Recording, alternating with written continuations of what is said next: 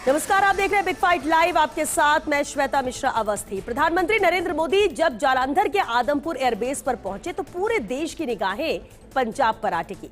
PM ने यहां से देश के दुश्मन को करारा जवाब दिया। मोदी के दौरे से पाकिस्तान के झूठ का भंडाफोड़ तो हुआ ही, साथ ही दुनिया ने भारतीय वायुसेना का शौर्य स्थल भी देखा। इसी कड़ी में प्रधानमंत्री एक बार फिर वीर सैनिकों की हौसला अफजाई करेंगे। इस बार पीएम मोदी की दहाड़ राजस्थान में सुनाई देगी। प्रधानमंत्री बीकानेर के देशनोक में मां करने का आशीर्वाद लेंगे और नाल एयरबेस पर जाबाज जवानों में जोश भरते दिखाई देंगे। थार के रेगिस्तान से पाकिस्तान को पटखनी देने वाले वीरों को पीएम मोदी वीरता, त्याग, बलिदान और स्वाभिमान की धरती मरुधरा से देंगे एक विजय संदेश। आज बात इसी खास मुद्दे पर।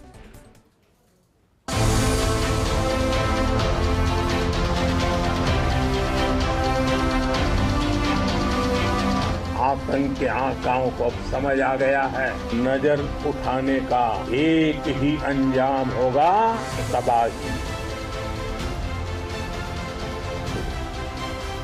आतंक के तमाम बड़े अड्डों को मिट्टी में मिला दिया।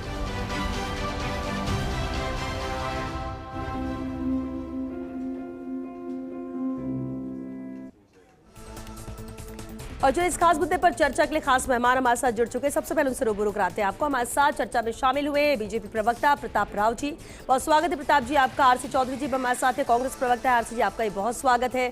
मौजूद है हमारे साथ कर्नल राजेंद्र सिंह जोधा जी, रक्षा विशेषज्ञ, बहुत स्वागत है राजेंद्र जी आपका। और साथ ही योगेंद्र गुप्ता जी भी हमारे साथ है, राजनीतिक विश्लेषक है। योगेंद्र जी आपका भी बहुत स्वागत है। शुरुआत मैं प्रताप राव जी आपसे ही करना चाहूंगी, क्योंकि मरुधरा आ रहे हैं 22 तारीख को प्रधानमंत्री नरेंद्र मोदी, और ये खास इसलिए हो जाता है क्योंकि इससे पहले भी राजस्थान के कई दौरे हुए, कई अहम बड़ी परियोजना होती है जिसका कहते हैं लोकार्पण या शिलान्यास प्रधानमंत्री के जरिए हुआ है। लेकिन 22 तारीख को होने वाला दौरा इसलिए खास है क्योंकि ऑपरेशन सिंदूर के बाद ये पहला दौरा है जो राजस्थान से कर रहे हैं प्रधानमंत्री नरेंद्र मोदी। कितना अहम रहेगा ये विजय संदेश जो मरुधरा से देंगे प्रधानमंत्री? हाँ श्वेता, ये निश्चित तौर पे ये बहुत ही महत्वपूर्ण दौरा इसलिए है, ये केवल देश के लोगों को संदेश देना नहीं, ये दुनिया के लोगों को भी बताना है। क्योंकि ऑपरेशन सिंदूर में पाकिस्तानी जो मीडिया के जरिए जिस तरह के दुष्प्रचार की उन्होंने कोशिश की थी, जब ज़मीन पर हारने के बाद अपने मिसाइल और ड्रोन्स को खोने के बाद उन्होंने जो मीडिया के जरिए फैलाया था, उन सब जगहों पे जाके प्रधानमंत्री और रक्षा मंत्री ये बता रहे हैं हम आज भी इंटैक्ट हैं। इनकी जो मीडिया के जरिए जो दुष्प्रचार करने की कोशिश थी वो ध्वस्त हो रही है। यानी कि जो एक अटैक था, अब ये मीडिया अटैक भी है, दुनिया को बताने की एक संदेश भी है कि भैया हम यहाँ ठीक हैं। क्योंकि बीकानेर का नाल उन स्थानों में था जहाँ पाकिस्तानी मीडिया और पाकिस्तान का जो सोशल मीडिया है और पाकिस्तान की सेना बड़े दावे कर रही थी कि हमने नाल को के में भी काफ़ी नुकसान पहुंचा है, और प्रधानमंत्री वहां जाके बताएंगे कि कहां नुकसान पहुंचा है। तो एक तो बात यह है कि दुनिया को पता लग जाएगा कि पाकिस्तानी सेना, पाकिस्तान की सरकार, पाकिस्तान के लोग, पाकिस्तान की सारी मीडिया जगत किस तरह की ब्लफिंग करके एक युद्ध में हारने के बावजूद जीत का माहौल दिखाना चाहते हैं। लेकिन साथ में बड़ा संदेश ये है, देखिए ये एक ऐसा संदेश है जो प्रधानमंत्री ने एक जो लाइन तय कर दी है कि ऑपरेशन सिंदूर के जरिए उन्होंने तय कर दिया है कि आतंकवाद अब केवल छोटी मोटी हमले नहीं माने जाएंगे, ये भारत के खिलाफ हमला माना जाएगा और ये पाकिस्तान का हमला माना जाएगा, और पाकिस्तान के हमले का जवाब उसी तरह से दिया जाएगा जैसे एक युद्ध के तौर पे दिया जाता है। तो एक जो नई लाइन तय हुई है, जिसे उन्होंने न्यू नॉर्मल कहा है, ये न्यू नॉर्मल के को सेट करने के लिए प्रधानमंत्री और रक्षा मंत्री पूरी तरह से कोशिश कर रहे हैं, और ये न्यू नॉर्मल अब सेट होता जा रहा है। और ये पाकिस्तान की सेना को बॉर्डर पे जाकर प्रधानमंत्री, रक्षा मंत्री और हमारे देश के सैन्य अधिकारी ये बार बार चेतावनी दे रहे हैं, अब जरूरत मत करना, अब इस तरह की हिमाकत मत करना जो अभी तक करते आए हैं। तो इसलिए ये एक बहुत बड़ा संदेश है और पूरे देश की जनता उनके साथ एकजुट है। और प्रधानमंत्री का संदेश यानी कि देश की 140 करोड़ जनता का संदेश है, वो नाल से भी 140 करोड़ जनता का संदेश पाकिस्तान और दुनिया को देना चाहेंगे। अब भारत के खिलाफ कोई ना तो उंगली कर सकता, कोई ना आंख दिखा सकता। तो ये एक संदेश पाकिस्तान के खिलाफ दुनिया को देने वाले हैं प्रधानमंत्री, और हम सब साथ हैं। और राजस्थान की धरती है जो रणबांकुरों की धरती है, जिसने हमेशा इस तरह के आतताइयों को, दुश्मनों को ललकारा है। बप्पा रावल को हम याद करें 700 ईस्वी में किस तरह से मोहम्मद बिन कासिम और उन लिटोरों को अफगानिस्तान के पार और ईरान तक भेजा था। तो वही ताकत आज राजस्थान की धरती से जब प्रधानमंत्री आएंगे तो वो दिखाएंगे कि ये राजस्थान की धरती है जिन्होंने कभी तुम्हें खदेड़ा था और ये खदेड़ने के लिए पूरी तरह से तैयार है। और ये जो ऑपरेशन सिंदूर हुआ है उसमें तो हम अपने इरादे जताई चुके हैं। ठीक है, आरसी जी हमारे साथ है। आरसी जी, प्रधानमंत्री नरेंद्र मोदी का 22 तारीख को दौरा बीकानेर का, कांग्रेस इस दौरे को कैसे देखती है? करणी माता का दरबार है, नाल एयरबेस भी जाना है, सभा को भी संबोधित करेंगे और कई लोकार्पण के भी कार्यक्रम। श्वेता, 22 अप्रैल के बाद में जब 22 अप्रैल को इस देश के अंदर दहशतगर्दों ने हमारे 26 हंसते खेलते परिवारों को जब उन्होंने नस्ताबूद किया, उसके बाद में देश के 140 करोड़ लोग प्रधानमंत्री से एक ही स्वर में, एक ही जवाब में, देश के हर हिस्से में, हर राज्य में, हर गांव में, हर ढाणी से एक ही आवाज आती है, चाहे वो राजस्थान में हो, चाहे मणिपुर में हो, चाहे वो कश्मीर में हो, चाहे वो केरल में हो। लेकिन आज बहुत से पर्सन है जिसमें प्रधानमंत्री जी की चुप्पी इस देश को आहत करती है। भारतीय जनता पार्टी के मध्य प्रदेश सरकार के मंत्री ये कहते हैं जिस शौर्य की बेटी को आप और हम सब ने आंखों पे नवाजा, जो बहादुर कर्नल शोपिया, उसे आतंकियों की बहन बताया जाता है और प्रधानमंत्री और भारतीय जनता पार्टी का राष्ट्रीय नेतृत्व चुप रहता है। जब मध्य प्रदेश का उप मुख्यमंत्री ये कहता है कि हिंदुस्तान की सेना प्रधानमंत्री के चरणों में नमन करती है, मैं ये कहूंगा कि प्रधानमंत्री बदलते रहे, इस देश के अंदर सियासतें आती रही जाती रही, लेकिन देश का एक अड़िग जो शौर्य है, जो सेना का जो हमारा प्रहरी है, जो अपनी जान को हथेली पे लेके इस देश के 140 करोड़ लोगों को सुरक्षा का जो कवच देता है, वो किसी के चरणों की अगर धूल हो जाए, ये हिंदुस्तान के 140 करोड़ लोग स्वीकार नहीं करेंगे। वाशिंगटन बोल रहा है, वाशिंगटन बार बार बोल रहा है और दिल्ली चुप है। इस खामोशी ये कब टूटेगी? इस खामोशी के पीछे क्या राज है, ये देश जानना चाहता है। चाहे वो राजस्थान की धरा बीकानेर से बोले, चाहे वो देश के किसी अन्य हिस्से से बोले, प्रधानमंत्री जी आपकी ये चुप्पी क्यों है? इस देश को जब जब इस संप्रभुता पे हमला हुआ, जब पाकिस्तान की जो चाइना की सीमा पे हमारे 20 सैनिकों की शहादत हुई, 48 घंटे प्रधानमंत्री मौन रहते हैं और 48 घंटे बाद में बोलते हैं कि ना हिंदुस्तान में कोई घुसा था, ना कोई आया था। और वही प्रधानमंत्री जी जब सेना अपना परम शौर्य और पराक्रम दिखा रही होती है, जब सीज फायर की घोषणा वाशिंगटन से हो जाती है, उसके 51 घंटे के बाद में प्रधानमंत्री जी की चुप्पी टूटती है। प्रधानमंत्री जी चुप्पी जब बोले तो हम चाहते हैं तिरंगे के पीछे होकर इन महाशक्तियों को जवाब दे। हिंदुस्तान आज नजर मिला के जवाब देना चाहता है। 156 इंच की छाती, जो 56 इंच की छाती की बात कर रहे थे, उनकी निगाहें झुकी हुई हो और उनकी चुप्पी हो, ये देश को सहन नहीं है। ठीक है, आपने बहुत सारे सवाल किए और सवाल के इर्द गिर्द सिर्फ एक ही बात थी। एक कमेंट जरूर चाहूंगी प्रताप राव जी कि प्रधानमंत्री नरेंद्र मोदी ने चुप्पी साध रखी और कांग्रेस हर वो सवाल उठा रही है कि तुरंत उस पर रिएक्शन या जवाब पीएम ने क्यों नहीं दिया। लेकिन इस लिहाज से क्या यह भी अहम हो सकता है कि जब सभा को यहां से संबोधित करेंगे और बीकानेर से जो मैसेज जाएगा वो पूरे देश, पूरे विश्व के लिए जाएगा और तब भी कई चीजें अहम रहेंगी उनके संबोधन में? श्वेता, ये उम्मीद कर सकते हैं। श्वेता, इनके तो पेट में दर्द होता रहता है, इसलिए इस तरह की बातें बोलते रहते हैं, तो इनकी बात का महत्व नहीं है। लेकिन प्रधानमंत्री ने जब मैसेज देना था दुनिया को, हर मैसेज दिया है और सही समय पे दिया है। ये एरे गेरी नत्थु गेरे की बात कर रहे हैं, कहाँ ट्रंप की बात करते हैं, क्योंकि ये तो जो भारत के विरोध में होता है उसके पीछे खड़े हो जाते हैं कि उसने कहा, क्योंकि इनकी नीयत है, कांग्रेसियों की नीयत है, भारत के विरोध में जो खड़ा होगा उसकी आवाज को ये बुलंद करने में लग जाते हैं, क्योंकि इनके पास कुछ बचा नहीं है, जमीन बची नहीं है, अब रोने धोने को बचा नहीं है, पेट में दर्द होता रहता है इनके, इनको दवाई की जरूरत है। जायज नहीं, आप ये कह रहे हैं कि सवाल कोई जायज नहीं, कोई जायज नहीं, क्योंकि मैं इसलिए कह रहा हूं श्वेता, ये आप लोगों ने चलाया है। प्रधानमंत्री ने, इन्होंने जो कहा उसका एक एक जवाब दिया, क्योंकि आप लोगों ने चलाया है।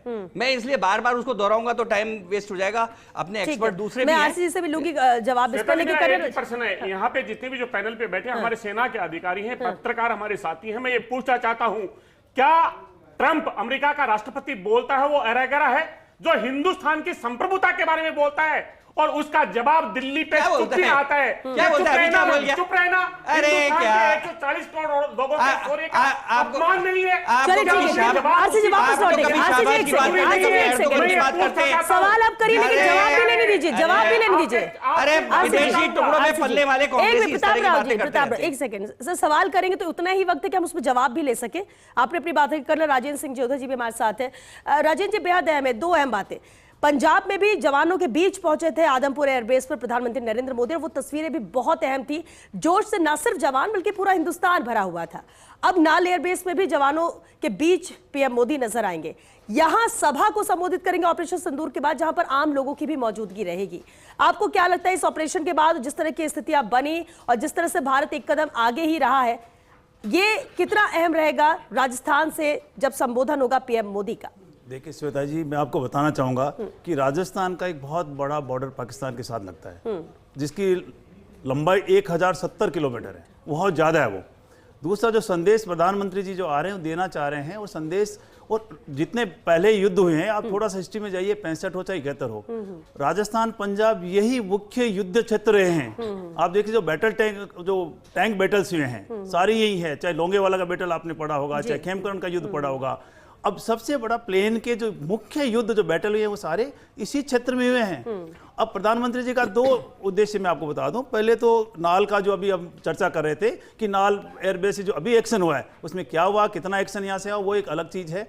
परंतु वहाँ जाना भी, जैसे आदमपुर में एयरबेस में जाके प्रधानमंत्री जी ने एक संदेश दिया, वो एक बहुत ज़रूरी है।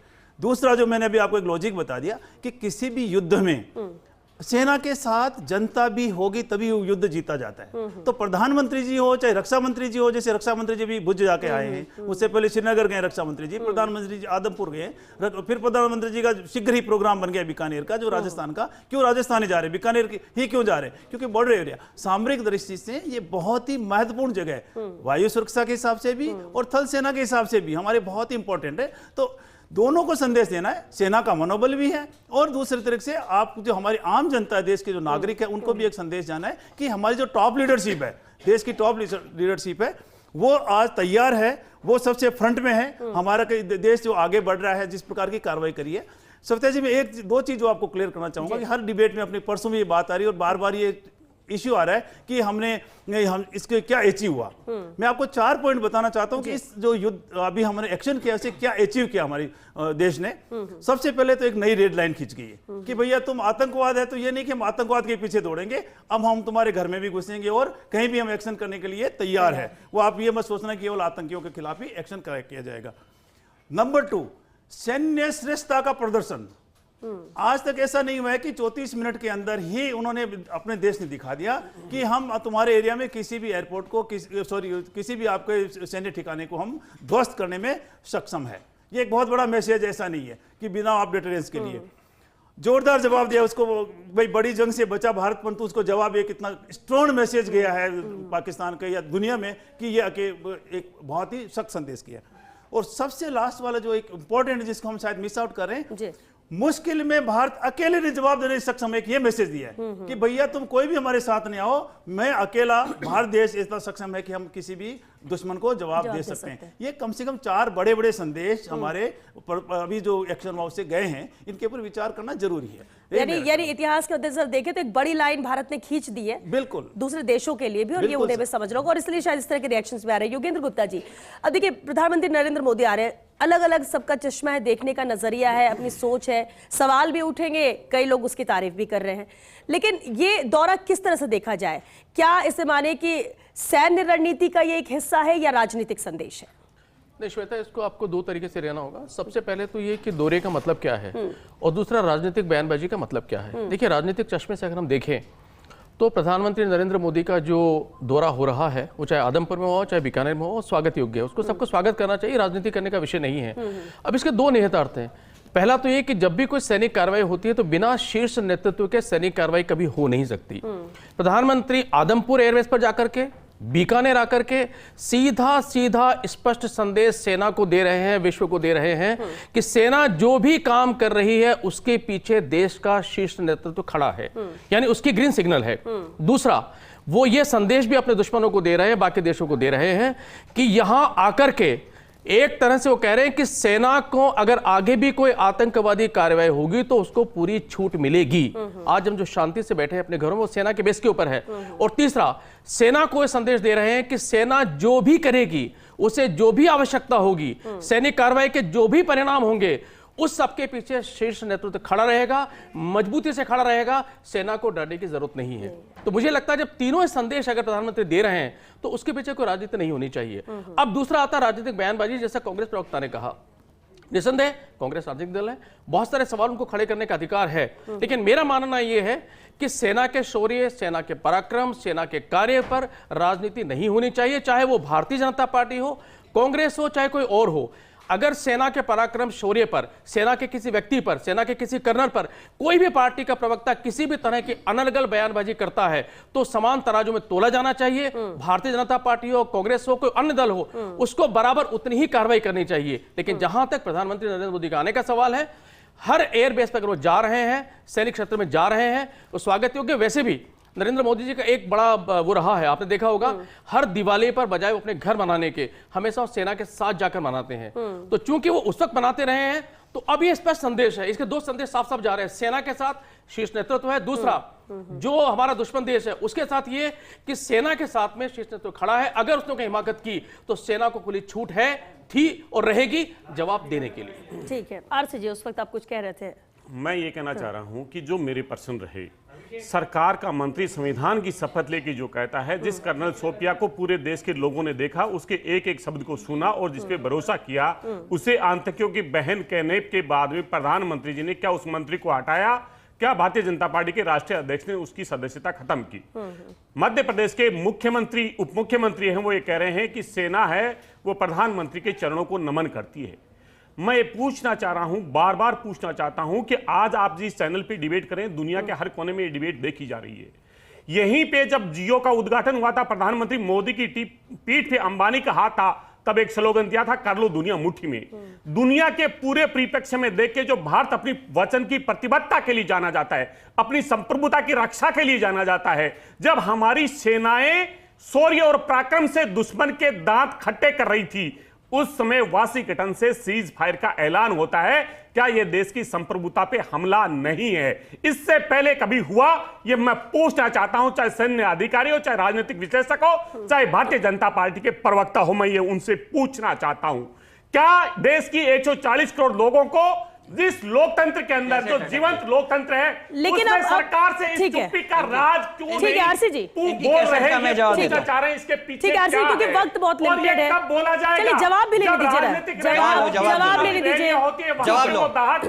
तिरंगे के चलिए ठीक है आरसी जी, इसी का जवाब, क्योंकि लगातार कांग्रेस प्रवक्ता ये सवाल उठा रहे हैं अब, क्योंकि बार बार डोनाल्ड ट्रंप की बात होती है, उनके उस एक्स पर पोस्ट की बात होती है, इसके बाद उनके यू टर्न को लेकर भी बात होनी चाहिए, जो जितने बयान है, जो भी उन्होंने कहा उस पर उन्होंने यू टर्न भी लिया, लेकिन सवाल है तो इसके जवाब भी बहुत कम शब्दों में दे दीजिए प्रताप राव जी, क्योंकि वक्त खत्म हो रहा है। बहुत कम शब्दों में कहूंगा क्योंकि इनकी कैसेट अटक गई थी 3 दिन पहले ही। उनको बाद में आज की नहीं है, देश की जनता को जवाब देना, आपको देश की जनता को जवाब देना। ठीक है आरसी जी, जवाब ले लीजिए, पूछना चाहते हैं, आरसी जी जवाब भी तो लेने दीजिए। आरसी जी, आरसी जी, आरसी जी, आरसी जी, आरसी जी, आरसी जी, आरसी जी, आरसी जी, खुद ने कह दिया, आरसी जी जवाब तो ले रहे, आरसी जी जवाब तो सुनिए, जवाब तो सुनिए, आरसी जी जवाब तो सुनिए, जवाब सुनिए, आरसी जी आप बस बोले जा रहे हैं, ये नहीं, आरसी जी पहले बात सुनिए, आप डोनाल्ड ट्रंप के एजेंट हो। आरसी जी एक सेकंड, आरसी जी एक मिनट, आरसी जी एक मिनट सुनिए, आपने इतने सारे सवाल किए, कम से कम एक दो का तो जवाब नहीं दिया, ऐसे तो पूरे सवालों में ही डिबेट खत्म हो जाएगी। सिर्फ 3 मिनट मेरे पास है। प्रताप राव जी शॉर्ट में इसका जवाब मुझे एक फाइनल कमेंट में डोनाल्ड ट्रंप खुद ही पलट चुके हैं, अमेरिका की विदेश विभाग कह चुका है, सब कुछ कह चुका है, सब कुछ साफ हो चुका है, दुनिया कहीं भी नहीं मानती डोनाल्ड ट्रंप को। और ये अरे क्या चुप रहे हो यार, फालतू की बातें करते हो, कोई केवल चिपकेगा तो एजेंट हो गया, डोनाल्ड ट्रंप के एजेंट हो गया है, आप तो एजेंट बन जाते हो, तिरंगे के सामने खड़ा केवल एजेंट हो, हार मारेगा, आप विदेशों के एजेंट हो, करके दिखाएंगे, चलिए ठीक है, आरसी जी आप जवाब ही नहीं चाह रहे, आरसी जी आप जवाब ही नहीं चाह रहे, आप जवाब ही नहीं चाह रहे, आरसी जी आप जवाब ही नहीं चाह रहे, आप सवाल करें लेकिन आप जवाब ही नहीं चाह रहे, बोलने तो दीजिए, सुनने दीजिए ना। हाँ ठीक है, सवाल है ना आपका, जवाब दीजिए, जवाब दीजिए। हाँ ठीक है, जवाब दीजिए। सुनिए सुनिए, एक मिनट सुनिए। इनको दर्द हो रहा है कि भारत की सेना ने पाकिस्तान को क्यों पीटा। ये पाकिस्तान योगेश जी इस पर कमेंट दीजिए, ये कोई सुनना ही नहीं चाह रहे। एक मिनट प्रताप राव जी, आरसी जी एक सेकंड, आरसी जी एक सेकंड। हाँ मुझे लगता है कि जहां तक सवाल कांग्रेस का जवाब मांगने का है, तो कांग्रेस से दो जवाब मांग रही है।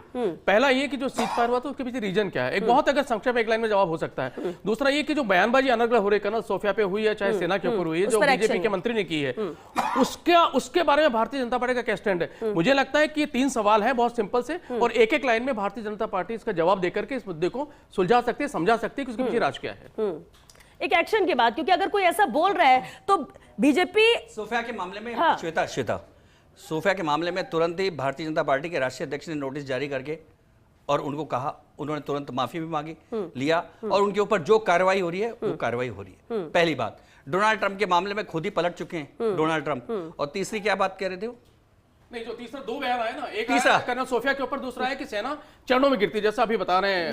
उसे भारतीय जनता पार्टी स्वीकार नहीं करती, क्योंकि भारतीय जनता पार्टी सेना को सिर आंखों पे रखती है। और हमने प्रधानमंत्री और रक्षा मंत्री का जो उनका खुद का जो व्यवहार देखा है, तो उस व्यवहार को देखने के बाद समझ में आ जाना चाहिए कि भारतीय जनता पार्टी का क्या व्यवहार है। हमारे देश के जो बड़े नेता, जो पार्टी के जो बड़े नेता जो व्यवहार कर रहे हैं वही तो होगा ना। कोई टुच्चा मुच्चा कुछ नहीं बोल दे। अरे क्या होता है, सिद्धरामैया ने क्या कहा था, आपके नेताओं ने क्या कहा था, क्या कहते रहते, राहुल गांधी क्या कहता है, उल्टा पुल्टा क्या कहता है, कभी माफी मांगी क्या आपने, फालतू की बातें करते हो आप, विदेशों की बातें करते हो आप, एजेंट बने हुए हो, आपको पेट में दर्द है पाकिस्तान के। चले ठीक है, आरसी जी चले ठीक है, प्रताप राव जी बस आरसी जी एक मिनट रुक जाइए प्रताप राव जी, आप तो चर्चा कर लीजिए प्रताप, एक मिनट आप तो चर्चा करिए। आरसी जी आप वक्त बर्बाद कर रहे हैं, आरसी जी आप वक्त बर्बाद कर रहे हैं। प्रताप राव जी एक सेकंड, ऐसे आप लोग बोले कि कौन सुन रहा है आपको, ऐसे ना कोई सुन पाएगा ना कोई देख पाएगा, आप लोग चर्चा ही नहीं कर रहे, एक साथ दोनों ही चिल्लाए जा रहे हैं, ऐसे नहीं होता है। कि क्या जो अनर्गल बयानबाजी हो रही जी। है, भारतीय जनता पार्टी को रोकना भी चाहिए और उस पर कार्रवाई करनी चाहिए। राजेंद्र जी एक फाइनल कमेंट, राजेंद्र जी फाइनल कमेंट, एक मिनट रुकिए। अरे ठीक है, हर बात पे ठीक, आरसी जी बात आराम से हो सकती है, आरसी जी बात आराम से हो सकती है, आरसी जी एक मिनट, आरसी जी आराम से भी बात हो सकती है। ठीक है, वो भी सबको पता है। कर्नल राजेंद्र जी को आप बोलने देंगे, एक सेकंड एक कमेंट ले लूं। हाँ, राजेंद्र जी बेसिकली मैं तो फिर अगेंस्ट सेना और सामरिक विषय पे ही बात करूंगा। देखो, पहली बात है सीज फायर की, जो मुख्य मुद्दा चल रहा है, जो मेरी समझ है या जो सबकी समझ ही कहूंगा, आज भी अपने रक्षा मंत्री जी ने क्लियर कर दिया। भुज का यदि स्टेटमेंट सुना था कि ये बोला सीज फायर हुआ है, युद्ध से पहले कभी घोषणा, अरे सुनो तो सही यार, केवल आप ही हो क्या, एक इंटेलिजेंट आप ही हो क्या, दिमाग आप में ही है क्या? आप सुन तो लीजिए उन्हें, आरसी जी आप सुन लीजिए, आरसी जी आप सुनिए, आरसी जी एक सेकंड, आरसी जी एक शब्द में,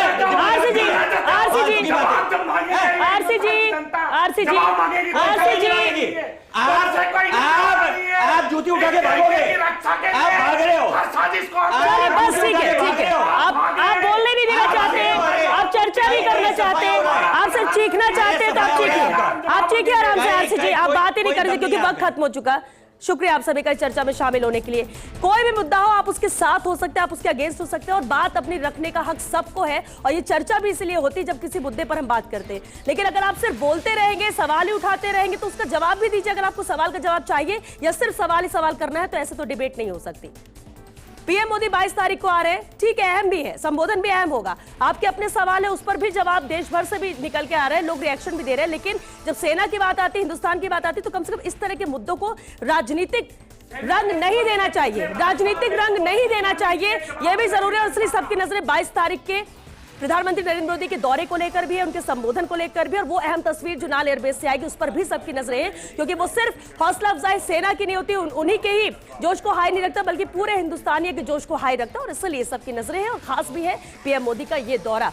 और चलिए इसी के साथ बिग फाइट लाइव में आज के लिए बस इतना ही। लेकिन आज रात 8:30 बजे कीनोट बाय पवन अरोड़ा में देखिए केंद्रीय पर्यटन एवं संस्कृति मंत्री गजेंद्र सिंह शेखावत से खास बातचीत। सीईओ एवं मैनेजिंग एडिटर पवन अरोड़ा के गजेंद्र सिंह शेखावत से सीधे और सटीक सवाल।